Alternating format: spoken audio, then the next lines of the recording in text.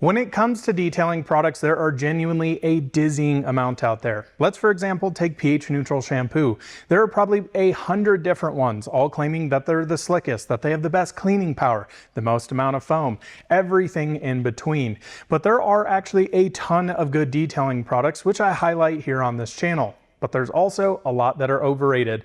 Today, that's what we're going through, my top overrated detailing chemicals, products, and processes for you guys to find out. So welcome back to the channel.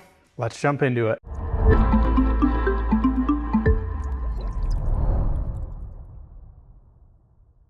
Well, before we start off this video, I'm going to give a little disclaimer up front here because I know this will be quite a controversial video. I'm sure the comment section will be super interesting on this one. What you should understand is this is not meant to bash people who are using said products or said processes or the companies who actually created these products. These are my own personal feelings and just my opinion. At the end of the day, what we're here to do is keep our cars clean and enjoy the process while doing it. Now, my experience is a 12+ year professional detailer in the industry here, and I've got some very strong opinions and oftentimes very much go against the grain. So if there's a product here that you absolutely love using and I really don't, that's totally okay. Use what works for you, but here on this channel, what I'm trying to do is open up your mind a little bit, think about what you're using, think about why you're using that product, and maybe consider something else next time you purchase some. So without further ado, let's get into the video. The first overrated products we're gonna dive into here are glass cleaners and glass towels. You might be scratching your head going, what the heck is this guy talking about? That's the only way I can get my glass clean. Now I get a ton of comments all the time talking about how do you clean glass, or hey, I don't like your process. I just use 70% isopropyl alcohol and my glass has never been cleaner. I promise you, the way I clean glass, probably very different than you do. The issue with glass is it's, number one, not so fun to clean. I'm sure, like myself, you probably sitting behind the camera here don't love cleaning glass. The reason is it's a pain in the butt. Now, especially on the interior of our glass, we see a lot of off-gassing haze. Especially when we have a new vehicle, it goes outside, the interior warms up. All those chemicals from your dashboard, the plastics, the leather, essentially leach out of the interior. Where do you think they go? Right on the glass. And one of the issues is when you grab pretty much any glass cleaner out there is what they are trying to do is actually pick up that oil, lift it off the surface, but typically you're just kind of pushing it around. Now the issue with using alcohol or something like that in a glass cleaner is that it makes the glass very sticky, very tacky, which means when you come to glass towels, it can be a pain in the butt for leaving lint behind. Now there are hundreds of different glass towels out there, all claiming, just like the glass cleaners, that they're gonna leave your glass streak-free and completely perfect. I can tell you from my experience, that's very hard to accomplish here. So here's an example of a few different glass towels on the market. You've got a very short nap diamond weave here. You've got a more traditional glass towel. You've even got something like a waffle weave, or heck, even the rag company FTW. Well, you know what I use? Brand new yellow Costco microfiber towels. Now it's not all in the towels, so let me explain here. Again, going back to that alcohol, what we're trying to accomplish here is leaving a slick surface behind. None of these glass cleaners are actually gonna do that, and that is why I use Brilliant Glaze on glass. I've done quite a few videos on these, talked about this product in depth multiple times. I'll leave a video linked in the description below on how to use this, but a quick rundown. This is a solvent-based cleaner essentially, or a glaze with some abrasive in it. Now this is safe for tinted glass, untinted glass, whatever you have in the interior of your car. What you're gonna do with this, apply it on a microfiber applicator, and you're gonna go to town all over the interior of your glass. You wanna make it look like Cheech and Chong have been inside and it's completely hot boxed to where you can't even see in. You're gonna let that cure up, let it dry a little bit, and then you can come back in with a yellow microfiber towel and pick up 90% of it. What you're then gonna do is actually grab a fresh one of these towels, and you're actually going to mix your favorite glass cleaner 50-50 with Adam's Waterless Wash. The whole concept behind this is that Brilliant Glaze is going to remove that off-gassing haze, being that it does have solvents in it, and with the waterless wash there, it's gonna leave slick glass. That's how I'm able to take something like a cheap yellow Costco microfiber towel and get perfectly streak-free, clean glass every single time I do it. It's not necessarily the glass towels you're using, but actually the glass cleaners. Now there's some good options out there. Something like Built Hammer Touchless is a good in between if you don't want to go through this process, but this still makes the glass a little bit sticky. Think of it like your ceramic coating. On the exterior of our car, we want it to be slick. We want it to feel nice. You don't want it to be grabby and tacky. That leaves lint behind, more dirt and grime gets on there. It's nice to have that layer of protection, and that's exactly what we're doing on glass. I'm sure you're already typing here. One of the most overrated products in the entire detailing industry is Koch Chemie Gentle Snow Foam. This is a product I see so many people raving about it, and guys, I gotta be honest, I just do not understand it. I've used so many different pH neutral car shampoos out there, and every single time I come back to this, I am unbelievably underwhelmed by this. Number one, I think Koch Chemie makes some of, in general, the best chemicals out there. I mean, they are heavily dilutable. They work very well for experts like myself. And in general, I find most of their line to actually be very reasonable considering you're diluting down the products when it comes to price point. This product, I genuinely do not understand. So this is actually a product that they claim you use 20 milliliters of solution in a foam cannon. If you try that, it is going to be absolute water. Not to mention, if you have a super high flow pressure washer like I have back there, yeah, good luck with that. Typically, a lot of people are recommending you use 150 milliliters of this in your foam cannon, 1,000 milliliter foam cannon, 150 milliliters. Guys, do you know how much soap that is? 5 ounces. Now, I will say this soap does smell nice. Everybody raves about how nice this soap smells. I think genuinely why people like this is because of how nice the marketing and the bottle is on this.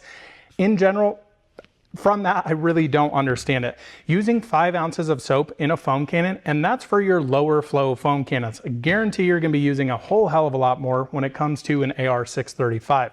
Now, I have totally had to change up my life recently going to an AR635. Maybe you've purchased an Active 3.0. If you guys know those, they have some serious foam cannon issues because of the water flow, but more really the PSI on it. So naturally what I've found to do, using 3 ounces of DIY Incredible Suds Type 2. Now that's an expensive soap, and when I first did my review, I was very unimpressed by the price point. What you will find though with a lot of soaps out there is they're heavily concentrated, and that's what I don't understand about this product. Having to use 5 ounces to get any sort of legit snow foam is absurdly ridiculous. The slickness on this is not as incredible as anything else I've tried. This is an absolute mid-tier product. I think the only thing that I love about this product is genuinely the branding on it, and that's about it.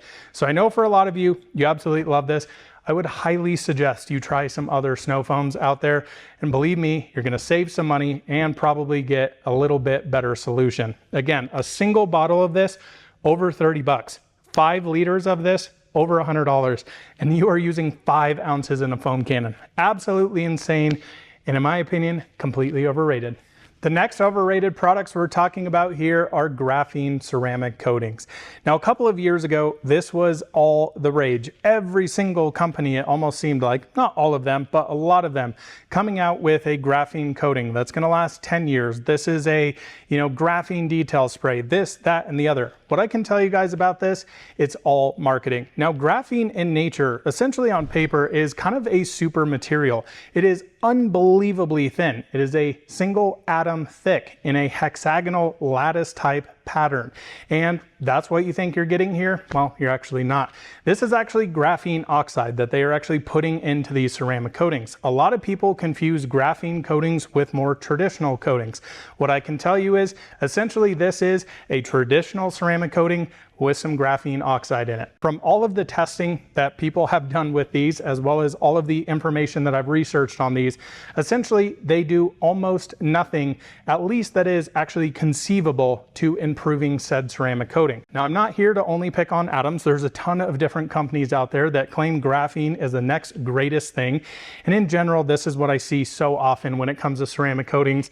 Companies claiming they've invented a new technology. You've got nano this, crushed this, that, at this and I'm just like, guys, stop the marketing baloney. We just want stuff that's gonna work. We don't need to be sold a new coating that's gonna be life-changing when in reality it's gonna last 3 years and fail, just like a lot of the other ones on the market. Now, the funny thing about these, essentially these in front of me here, these are some of the most prominent graphene ceramic coatings on the market. The basis of these, polyxylazane. Now, most of the ceramic coatings we're using out there are either SiO2, which is the one we commonly know and love, polyxylazane, xylane. There's a couple of different other ones out there. You've heard the naming, quartz-based coatings, silica-based, da-da-da-da-da.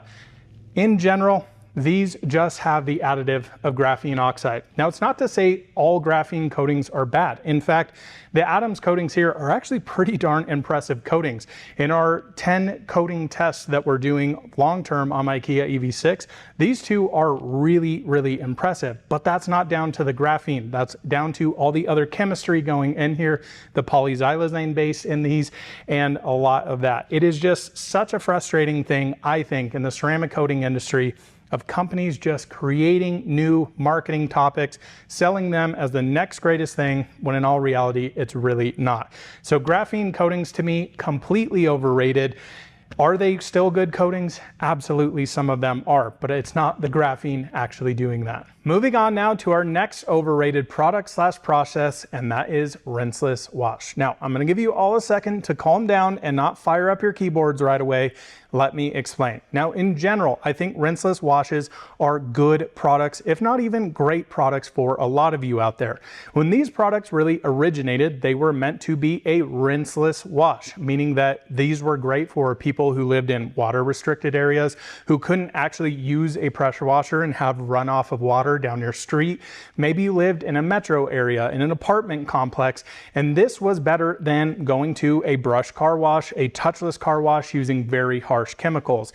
In general, that's where I think these products are really, really good for. What I don't think they're good for is actually replacing, using something like that, a pressure washer and a foam cannon, and properly washing your car. I don't know how this happened, but essentially now we have a whole new procedure for rinseless wash called the hybrid method. The traditional way you would do this is take your IK sprayer here. You're going to spray down your car with a 1 to 256 dilution. You're going to let it dwell on there. You're going to have a 5-gallon bucket full of water, and again your 256 dilution here, and you're going to take your wash media here, go across the panel. Once it gets dirty, go into the bucket, wring it out, boom, come back onto it. Now, there's a lot of benefits to this, being that it is very economical to use. You're not going through a ton of water. But like I said, we have now invented this new topic. Instead of it being rinseless wash, it's now rinseless wash, or we're now using hoses.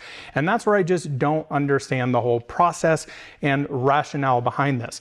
A lot of people are just doing this out of, in my opinion, pure laziness. Now, I have a wall-mounted pressure washer, and I know a lot of you do too, because you tell me in the comment section below. And a lot of you still are using your pressure washer in conjunction with a rinseless wash just because it's cheaper and quote-unquote easier. Now, my whole disbelief in these products are the actual full-on safety of them. I personally don't think spraying your solution on there with a completely dirty and a completely filthy car, taking your wash media, dunking it in a bucket, and hoping those surfactants in there give those dirt particles a nice little hug. The whole reality behind this is it is a safe-ish process, but I don't think it should replace full-on washing. Now, I've done many, many videos on this, and I know every single time I talk about rinseless wash and my opinions on it that a lot of you get really upset with me. I personally like to do the whole foam, rinse, foam when I wash a car using a 1-bucket method with about 12 wash mitts. It's the safest way possible to actually wash your car, and I personally really just don't believe in rinseless washing actually replacing washing unless you have to. The last overrated product here, and it's not even close, it's Adams Wheel and Tire Cleaner. Now, there is a place for this product in the market. What I cannot understand, similar to like Gentle Snow Foam, is why you wouldn't use something else. Now, this product is actually a phenomenal cleaner. There's a reason for that, because this is some harsh stuff here. Now, in general, when I talk about this all the time, I've done some dedicated videos on this talking about stop using such harsh wheel cleaners and why that is so important and how that pertains to pH. And every single keyboard warrior thinks they're now a chemist and a scientist and truly doesn't understand how the pH scale works whatsoever. So Adam's Wheel and Tire Cleaner here uses alkalinity to actually use its cleaning power. Now this is very different from a pH neutral iron removing wheel cleaner or even an acidic wheel cleaner. This is meant to go in there, break down all of the road film, dirt, grime, oil, things like that. Guys, the pH of this undiluted, I just tested it over here, was actually 12.6. Why that is important is because this product is meant to be completely used undiluted. Now, if we pop over here to ceramic coatings, when we talk about those, and oftentimes a lot of us like to ceramic coat our wheels to make them easier to clean up, and people still continue to use this product. Where this pertains to, and this is not 100% correlation here, but what I want you to start thinking about when you're using such harsh chemicals all the time, a product like CarPro Deluxe, which is a dedicated wheel coating, only has a resistance to the pH scale between 3 and 12. This is a 12.6. Now, it's not going to strip this coating off the first time you use it. After repeated use, what do you think it's going to do? This is why I get so frustrated going back to ceramic coatings, putting year lifespans on it, and not understanding what kind of products people are actually using on it. That product technically cannot even take this, and they specifically say to use a pH neutral cleaner on it. Something like Armor Detail Supplies wheel cleaner over here. This is a pH neutral cleaner, has iron removing properties in it, and that's what you're going to want to use.